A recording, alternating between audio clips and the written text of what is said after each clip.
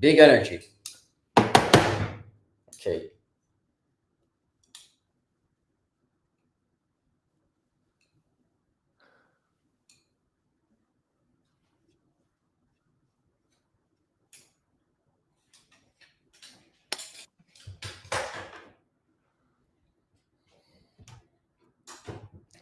All right. Alex says we need to bring big energy today, but of course he says that because he wasn't here last week, so he's got That's way more right. energy than the That's rest right. of us.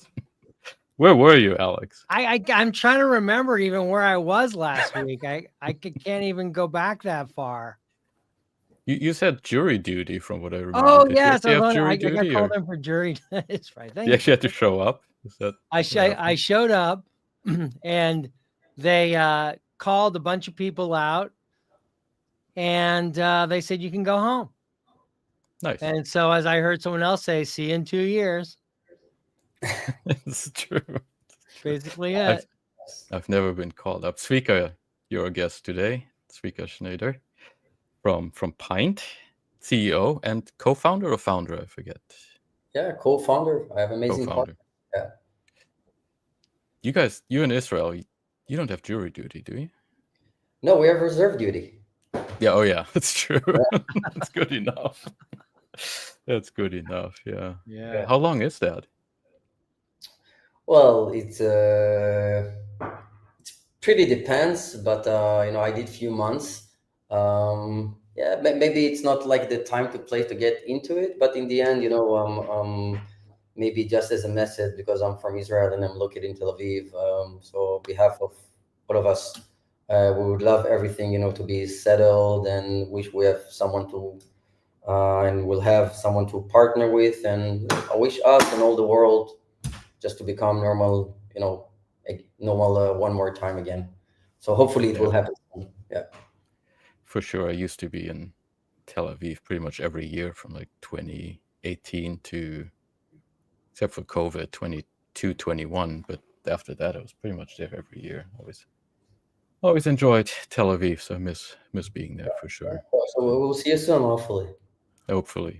What's the startup scene like at this point? Because it used to be amazing. It's peak right now. Like ecosystem here is going crazy. Everybody raising money. Everybody working in cybersecurity startups. The energy around startup right now in Israel is on, I think, at its peak. When it was more than 2021. Wow.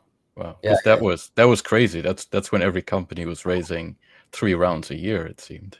Is that like AI related? Of course, isn't it? And security, is that what's fueling the new boom, or is it something else? Well, it's once you had like that booming in 2021, 2022, and you didn't have it for like 2-3 years. So this is the trend, right? Booming or coming again. So this is kind of the right time. Obviously, with AI and cyber, things are even much bigger. I think maybe the main difference will be it's not a company that raised 4 times a year that specific year round, but it will be another 4 companies raising 1 round a year. So we see more companies, more funding going on cybersecurity ecosystem, which is, we have very hot scene in Israel with startups, which is very connected globally, obviously, to the US. For example, my company is a US company with an Israeli subsidiary. Is one of your co-founders in the US already, or have you considered it?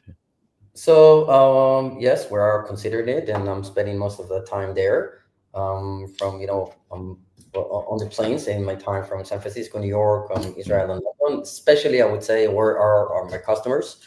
So it's not really about living in the US; it's about meeting the customers very often. This is what we really emphasize on. So from RSA to Black Hat to customer conferences. I've been a lot on the plane recently. I don't envy you, but then Alex and I are off to Amsterdam. I know when you're leaving, Alex. I think I'm leaving on Saturday. So. Yeah, I leave Saturday. And then the season begins. Pretty city. Yeah. I looked at my schedule just now. I had to really make sure I wasn't double booking myself, because I think I'm on the road every week between next Yeah. week and Thanksgiving, I think. So, Frederic, I have a question for you, because this was interesting for our viewers the last time we talked about this. What are some of the stories that you're seeing are popular, in your coverage these days, in the past few weeks or so? I really loved your post, and I've talked about this before with like how the context windows are opening up, but are there other kind of like thematic things you're seeing out there? Yeah, I think one interesting area, and we're going to have Zach from Warp coming up in a couple of weeks, I think, as one of our guests. But those command line agents have taken off like crazy with Claude Code and Gemini CLI, and Hero from AWS is taking like a slightly different approach. But we're seeing all of these. It's a Codex from OpenAI. That's been really interesting to see how those agents have moved out of the IDE to some degree and become more flexible and programmable. And that's been really interesting. It's those developer tools, Alex. They're just the ones that are driving most of the interest, I think. And really, GitHub losing its CEO last week was a bit of an interesting story that I don't think a lot of us were expecting. And I'm still not sure what exactly the story behind that is. But Thomas Domke had been the CEO there for 4 years, I think, since 21, I want to say, but I'm not sure exactly. Correct. And then suddenly disappeared. And with that, GitHub is getting really deeply integrated into Microsoft now, which I thought was really something they always try to avoid. So I'm not sure how much the CEO leaving just opened up a door for doing that, or did the CEO leave because Microsoft wanted to do that? I'm not sure exactly what the story there is. Thomas, if you hear this, talk to me. But yeah, that's really what's driving a lot of the interest right now in my world. It's interesting because the story has meaning when people start to say, "Oh, you're making such a big deal of this." They're like, "Oh, okay, so that got you." I heard some people in particular who were saying stuff like that. I thought I just kind of like, oh, actually, I thought I was going to look for the top posts of the week on the news stack. One of yours was, a few of yours were. That was actually last week's live stream. Thanks to probably the headline, which wasn't my headline, I should say. Thanks to Heather, our editor-in-chief, who came up with that headline. But yeah, last week we talked about the research from Lead Dev, and that it was really interesting because it showed that GitHub Copilot, talking about GitHub again, wasn't actually the most popular tool for a lot of developers, but it was actually Cursor in this survey, which was a surprise. I'm not sure if you did the same study this week, it would be different probably again. But that people were really interested in that because, if I'm a developer today, and Tzvika, you can jump in there. I'm sure you know what your people are using. But if you're a developer today, you're inundated with all of these tools, and I think you really want to figure out what to use or not to use, what works and what doesn't work. And I don't know what do you use internally, or do you use any of these AI agents? So we use some of them, many of them, I would say, internally. And I think, like, I'm talking to a lot of my friends, other founders. I think that we see, same pattern, CEOs and founders, and try to, and I'm a technical founder, right? So, they try to push everyone. Let's do, like, even if I'm a technical founder, you're still tempted to say, hey, why are you not doing it 10 times faster? You have that tools. And I think the actual, and one of our lead engineer in the team just wrote an article about it, about just like this is still kind of in the brown field, which is, if you use it heavily, it just wastes your time. If you use it too lightly, it doesn't really contribute to you. And the truth is kind of today in the middle. And I think you can, even if you're right now doing some small research, or just chatting, with your own client, let's say ChatGPT, Claude, etc. Sometimes it does doesn't have the context that you have in your mind, that you need to feed the context. So this is really, like that. Also on the technical level, on the code level, I think it's going there, but it's not fully autonomous, there yet. You Right. can look at it the same analogy, or not as an analogy, I would say, like same trend from the shift between semi-autonomous cars and autonomous cars, right? Hmm. It's there yet, but it's not there yet. So I think like this is kind of the status we are right now, with the vibe coding, or utilizing GitHub Copilot, Cursor, um, these kind of tools. For example, just go right now to ChatGPT or to Claude, right? And please provide me a random number. Both will provide the same number. Sometimes, 47. yeah, sometimes, yeah, yeah. That's Yeah, wild. yeah. Just verified it before the call because I didn't want to embarrass myself. Yeah, same number, 47. So that So speaks to their similar foundation models, doesn't it? Then yeah, yeah, yeah. it is. But those things will improve, dramatically. In general, I would say, we're talking about right now an AI from a very tech perspective, and startups, and cybersecurity. Right now, we'll talk about it in the ecosystem. But let's not forget, security is always, but always after functionality, right? And if you take another analogy, when I heard a very nice lecture by Lemonade CEO, is a big Israeli fintech company, said that what we're going right now is a bigger revolution, or similar to shift from horses to cars. Horses didn't think nobody going to replace them, right? Like us, and everybody thought about the actual safety, which is security. In this case, um, only after implementing a good functionality, see it works. I think it's very similar. This is a huge revolution, and my kids' future will look completely different than mine, and the gap will be much bigger than with me and my parents, uh, than me with my kids. So yeah, interesting times. Geopolitical, tech perspective, everything is very interesting. It's not boring. No, it's definitely not boring. Yeah. That's the one thing we can say for sure. Now, I was thinking, as we get into the subject matter here, but talk to me a little bit about, because when I first talked to you, it was, I forget, 22, 23, when you raised your seed Yeah. round, I think. Yeah. You raised a $6 million seed round back then, and talked to you back then, and you were doing API security. I remember your tagline was, a pint a day keeps the CISO away, which I still love. It's still a good tagline. But talk to me a bit how you got from going from doing API security to what you're doing now, which is securing MCP servers and LLM security. So we're kind of doing both and all of it, because everything in the end relates to one thing we call application security. How do I keep my application secure, from shift left, which is in development phase, to actual, to the right side, which is the shift right, um, more production. But in the end, everything is related to application security. Let's not talk about security right now. Let's talk about application development.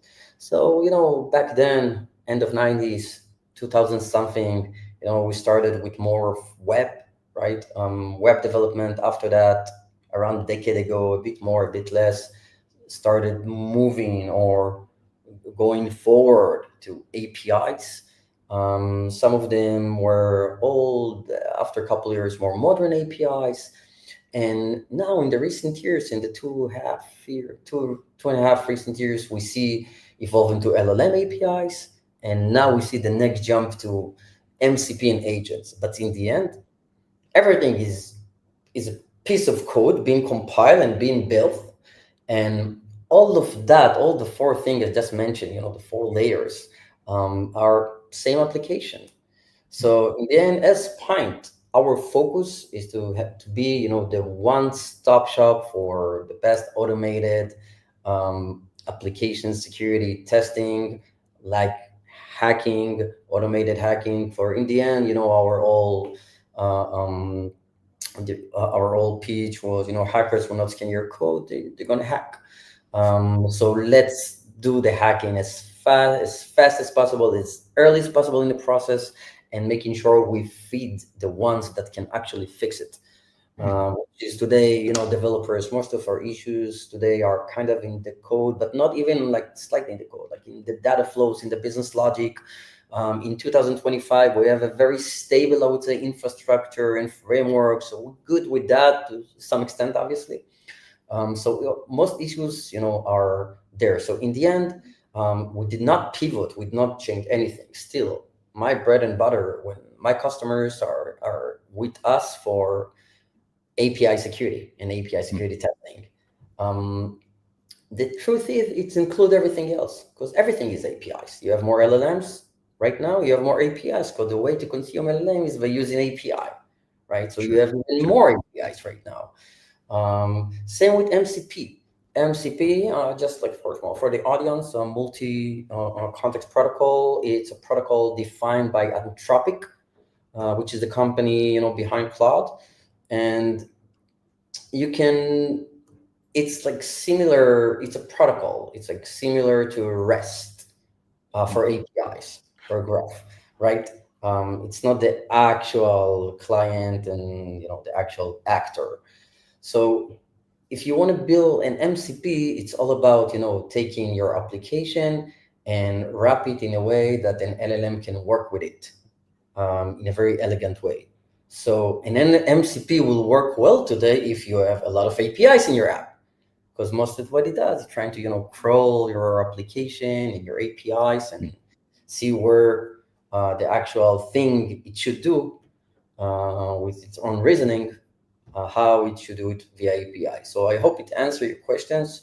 API are everywhere and everything, and today they're combined really in almost any given application in the world. If you think about the security implications, though, given that you have an agent on one side, not a hacker, or not a more deterministic tool on the other side, right? How does that change the equation there for when you're thinking about security with MCP? Because there's lots of different aspects there. Obviously, it's the agent, it's the tools, it's the results. It's a lot. So I would say, kind of as you mentioned, APIs are deterministics. MCP are made by autonomous calls. It's undeterministic. It has its own reasoning. So it's good thing you ask, because recently we conducted a research where we took 281 real world official MCPs, and we tried working them one by one and see what can be the potential issues. And I've been following MCP obviously heavily since then it started, and I can tell you, like, every week things improved. Also in cyber, functionality improved. As you improve functionality and value, you add risk.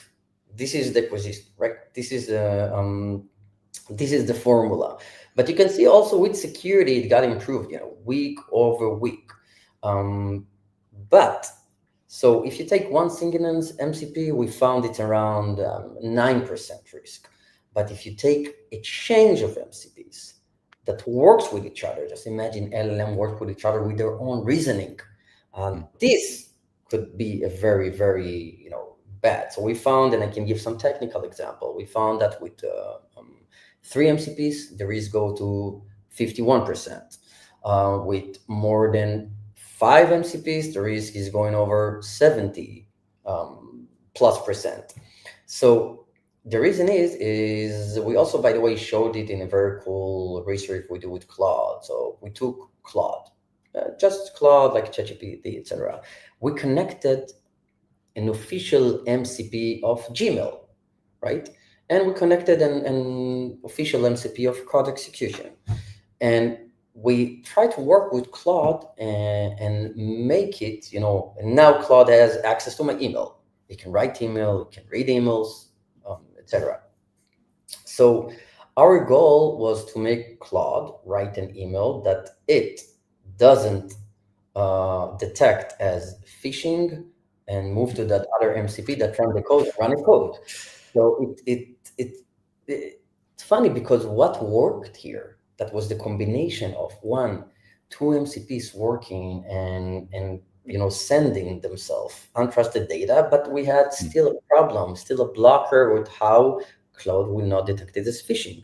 So what's work best in prompt injection in general? And I love doing it all the time, even on the personal level with my kids, etc. What works the most is emotional prompting. So when you work with Claude, you make it on force it to be on your team, and then it just initiate a new entity called it the new me with no memory, and created an email and tried by itself again. Oh, I now detected it as phishing, and then again and again and again, and when it succeeded, it celebrated. Um, so for your question, so MCP, it's like everything. It's a new technology. It's a new attack surface. It doesn't replace the old problems. You still can work with the APIs. You still have web security issues. You still might have issues in your LLM, right? If it's very vulnerable to prompt injection, for etc. So it just increase the attack surface, make it much more complicated.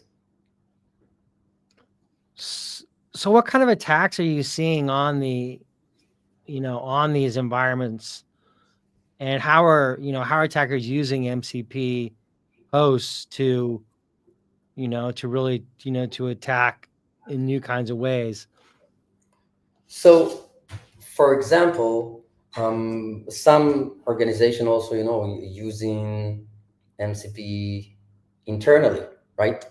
They can download an official MCP or a non-official MCP, because at the beginning, when everyone adopt the text, or it's like the wild wild west. So you have a lot of built-in code that you don't see. For example, that one has access to your file system, one MCP, and you're working in for your own initiative. Another MCP has an access to your Gmail, and it just go and see your password from a file system and send it via Gmail with some hidden codes. I wouldn't say that today. Still, the main problem is still around API security. It's still around APIs, and I think MCP just emphasized these problems because now you have more APIs, and if now there is really uncontrolled data sending from one agent to another agent, working together with our own reasoning. So it can go to a lot of different ways. I can tell you that I see right now our organizations really starting working on their plan. I didn't see any organization today that has like a mature plan of MCP security yet. Obviously, it's just it's in its diapers right now. Yes, the kid is growing very fast, but it's still a baby.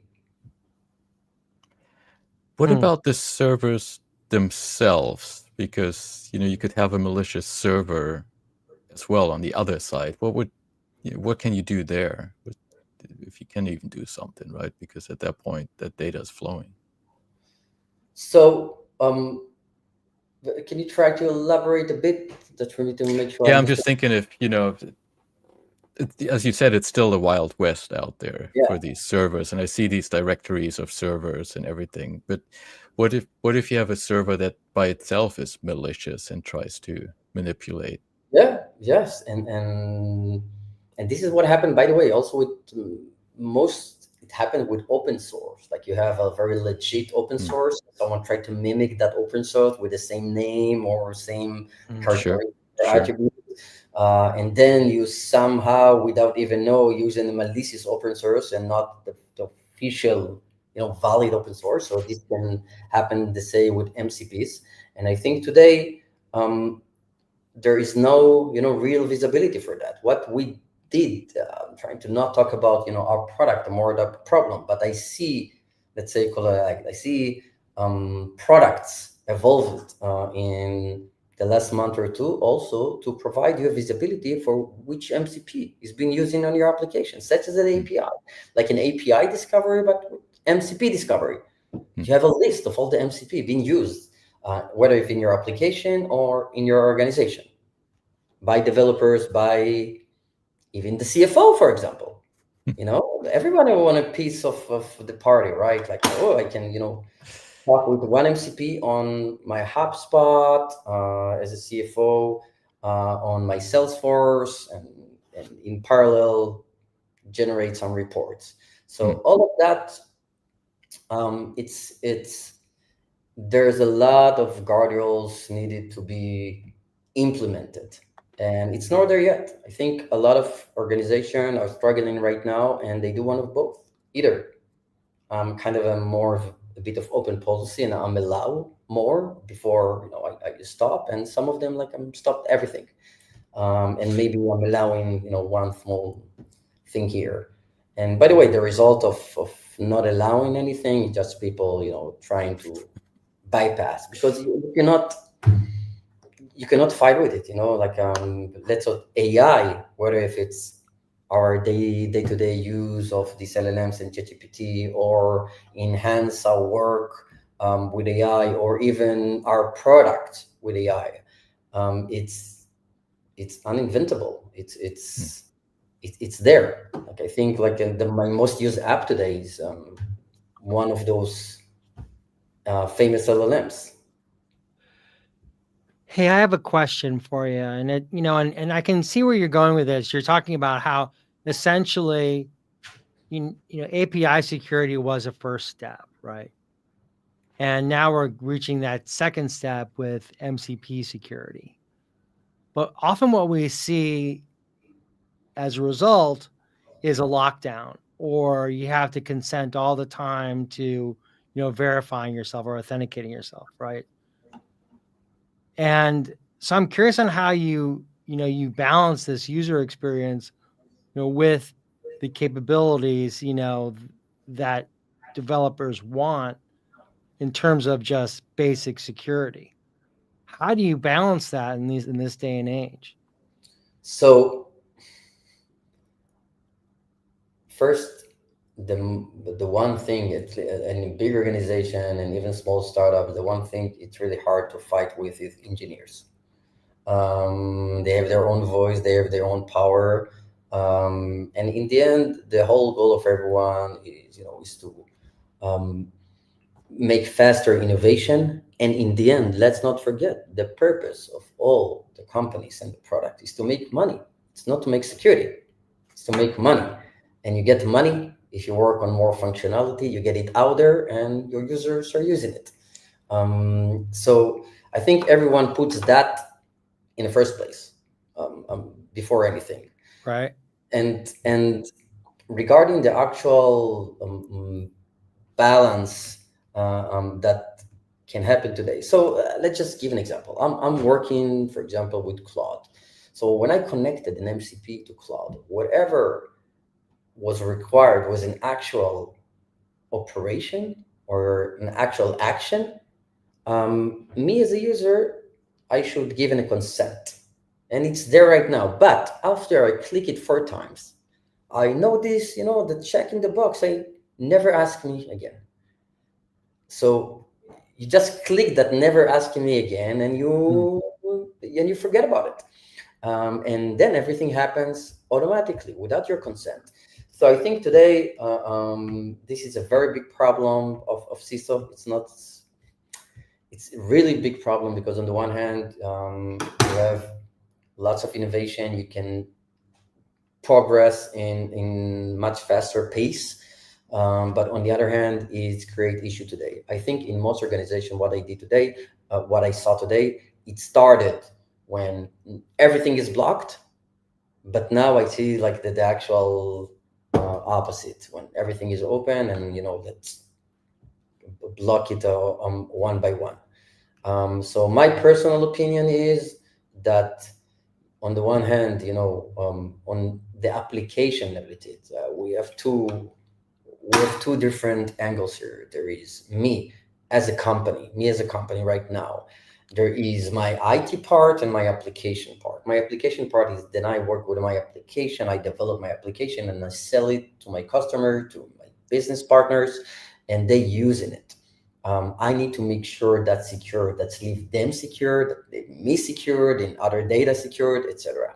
And there is the other part, which is, let's call it more the IT security, is whether when my developers are using, for example, um, tools, or when my CFO using an MCP to get better results. So it's not related for the application that I buy for booking, but it does open doors to the whole organization. So I think those are the two main area I see today. But then, I mean, a follow-up question then to this is, one of the big values of agentic AI is the autonomy of the agents themselves. Yeah. And, and if you're, if you're really needing to have a security first approach, that can limit the autonomous capabilities that make AI agents valuable in the first place. I agree. And let's take again. I cannot talk about the future. I can see what happened in the past, and I do take like as a small analogy. The actual shift from um, regular vehicles to more ADAS, more assisted vehicles, and then autonomous vehicles. And in the end, you don't have a lot of autonomous cars today, right? You have, for example, Waymo in San Francisco, but it has a lot of guardrails on it, a lot of radars, and he studied San Francisco, I don't know, 10 million times, and every street and every trash can, etc. So that's why you don't really see today actual pure agentic product that make harsh decision without human in the loop. It's not there yet, but it's much closer to there than we were a year before. So I think the end result will be, Alex, that you cannot fight technology. In the end, it will be super agentic, and will find the way to do it. I think one of it to be to implement a lot of guardrails between the different layers, more input validation, more of what's going on outside the output, and then again with the other MCP. MCP as an example, MCP is the thing that we have now. We can have another thing in a couple of months, right? We also have, by the way, the agent-to-agent protocol from Google that's also started to growing wings and be a bit popular.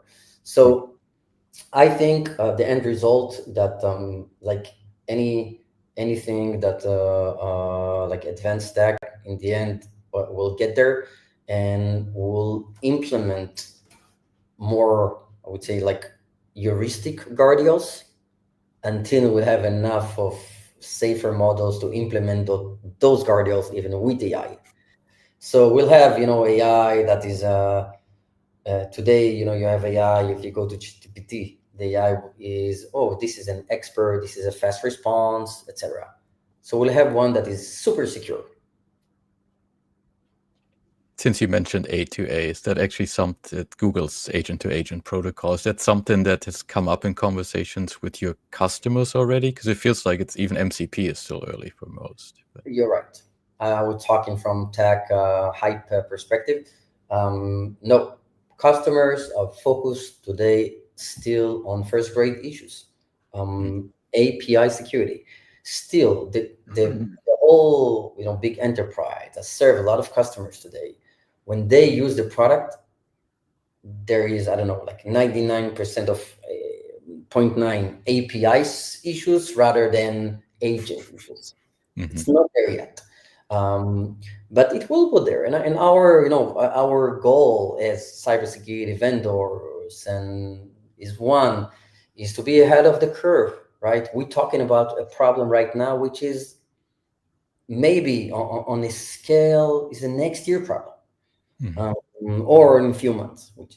So this is our goal, right? To be ahead of the curve, to be innovative, to understand the problems, that we can make sure that we help and sell, those big enterprise solution that can help them adopt the advanced technology much faster. So, and AI, like it's not been here for like 2 years, 3 years, right? Like I remember one of my hobbies. We had like our previous company we had called TowerSec, doing automotive cybersecurity. Like hack cars, like we hacked Tesla before it was even popular, like 2015, 16, right? And I remember like this is where I got more the AI, machine learning, neural networks, when we worked so hard to build adversarial traffic sign. For example, like something that limits the speed for 50, it looks, for me and you, it looks the same, but as the computer or as the software detect it, it will detect it as 100. So we worked months, to create one, and training data and whatsoever. And this is the thing that we can do today. 2 minutes. So this is amazing. Like, months to minutes. And it's not theory. Like I saw it with my own hands and eyes. So just imagine what we'll have in 10 years. What's the limit? What's the limitation? Where do we put the limit with this technology, right? I think the technology evolved, it will even evolve much faster. And the one thing that may delay higher adoption is some regulations, from medical regulation, healthcare regulation, and some fintech regulations, etc. But you cannot fight, what it works. And in the end, if we'll take it more philosophy on the philosophical level, AI will be for the next generation an infrastructure for everyone. It just Can you still hear me? Okay. AI will be an infrastructure like electricity for us. So just infrastructure that nobody will ask, oh, there is AI or not. It's just part of what, fuel the energy. But also you kind of hinted at it, right? The adversaries too are going to use it and will, build their tools based on that. So how do you feel about that kind of race almost against the adversarial teams? So we at Pynt, we play the adversarials all the time. This is what we do. We play the adversarials. We try to automate the adversarial thinking. Like we started a bit before AI, like a bit before the whole booming of, when ChatGPT or an OpenAI more came to our life. So we started before that, and we implemented a lot of, models and machine learning with combination with heuristics, etc. So we are an early adopter of that also on the attacking side, not just on the analysis and insight, but also on the attacking side. And I can tell you on that side, it's scary. It's very scary, and it's not just scary from a cybersecurity, like a pure software cybersecurity perspective. It's scary, from deep fake, from school. I would say unethical stuff that can happen with AI. So it's really scary, but we have two jobs here. One is, in the end, it's a tool. It's a tool for everyone that will be main part of their life. So one, we need to make sure we put the right guardrails, the training that everything is hackable in the end. Everything is hackable. This is fact. Like we're all gonna die and everything is hackable. Those are facts. And taxes. And taxes. Taxes are first. Right. But in the end, this is a race that we'll have to win. This is a race, and this is going to continue being a race, because whatever I can do with defending, others can do much more with attacking. So it's a race. I cannot come with right now with the message and promotion, hey, we'll beat all the bad guys. I don't know what will happen, But obviously, it's a strong tool, and if you put it in bad people's hands, they can do bad stuff. They're already happening, to be honest. All of us know a lot of cases, though. For sure. Alex? Yeah, excuse me. Sorry about that. I'm curious about how you view your own company's approach. Do you think of yourselves as a company that focuses on detection?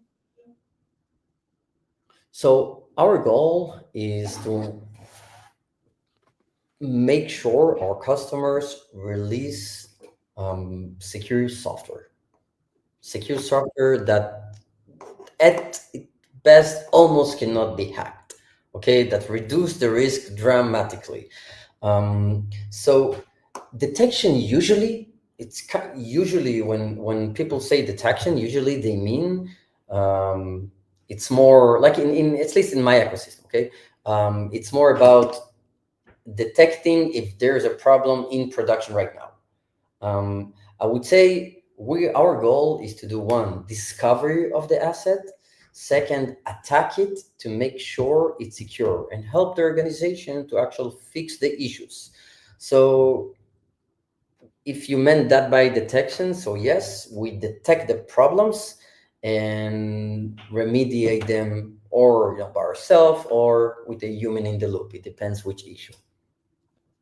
So your approach comes down, doesn't really kind of take a look too deeply at trusting LLMs with security, because that's still pretty much of an unsolved problem. Because security, I think, is still pretty much unknown in LLM environments, and that only gets exacerbated by connecting more data and letting the agents become more autonomous. So I'm curious on how you think then about trusting the agents themselves and the issues inherent in LLM-based systems, how that jives with kind of your company and what you're doing. Yeah, so I wouldn't say today we are fully agentic AI powered, because when I tried and customer ran something on specific app 2 different times, it got 2 different results. No trust, right? So I would say like the right term will be that we're AI assisted, which we choose pinpoint where we implement AI and how we integrate it, where it really gives us to the product and to our in-house development, where it gives us value. So we'll do the chunks, those chunks of whatever we're talking about, whether if it's some of the analysis, some of the discovery, some of the attacks, some of the remediation. So it's not fully agentic, it's not fully heuristic, it's a combination. Because context is everything, right? I mean, context, it's everything. Yeah. And so but it sounds to me is like you're not quite there yet with that context everything approach. So when we started Pynt, we were, I think, the only vendor even today that were doing API security testing contextual. When we started, by the way, doing kind of a PLG, right? Like a PLG approach, develop a product, released it to everywhere, got data, build the models, build the models around it. But our differentiator was that we see the context, we see the traffic of those APIs, and then we understand what are the APIs, what are they used, and then we're able to generate attacks. And one thing that AI helps us, for example, if you already mentioned it, now I can say, oh, this traffic is not just understand the context, I really understand the context of 2 things. One is, oh, this is a shopping cart traffic that I see right now. This is a shopping cart that I can pinpoint with attacks that are related to shopping cart. And also the other context we have when we find the issue, it's not just described as technically, it's described also with the business context, for example. And this is only with the help with AI. For example, this issue means that those user can get specific location of specific car. So it helps with the context, and I agree. Context is everything. One, when you, this is why code analysis, etc. today I think are less effective because it doesn't have the context. Most issues comes to life when everything is get connected, when you have the business logic. In a lot of application today, some of the APIs, for example, are just deployed and written outside the code, not even in the code. So I'm 100% agree with your statement. Context is everything. When I say context, I mean the context of the application. This is how we started, even before AI. I'm just saying today, the world and the technology is not in fully agentic security testing. For example, there is no product today out there that can say, oh, let me run autonomously on an application, find all the problem, tell you where the problem, how to fix it, where to fix it when it actually works, and will do the same thing twice. So, but it will be there, and we are as you can see, like every other month, we integrate and involve more AI in our product. Right. Yeah, but because things are being stable and mature, fast but slow. Thank you. Yeah, that's fast. It's definitely what we're all dealing with in this world right now, that's for sure. And time has passed fast as well, because we're already at 45 minutes, I think. So I think we'll wrap it up with this. Next week, we're going to mix things up for sure, because we'll be live from the Open Source Summit in Amsterdam. We'll still have to work out the exact schedule, but we'll do a live recording. If you could see the mess behind me here, that's me preparing to actually run the tech for that. So that'll be interesting, but I hope it'll work. And with that, we'll call it for today. Tzvika, thank you so much for joining us. Thank you. Thank you so much for having me. Appreciate it. Thank you very much, Alex and Frederic. Always nice to reconnect. For sure. And hope to see you next time, guys. Appreciate the time. And if I can just finish with like one thing besides a pint a day keeps your CISO away, it will be that if we're talking about our topic, MCP and APIs, I think like MCP are kind of evolving to be the new APIs, but it's not replacing each other. In the end, everything is application, everything starts from code and involved to business and data flows. And we should treat application as Thank you. And yeah. Awesome. Thank you guys. Thank you. Have a nice one. You too. Bye-bye.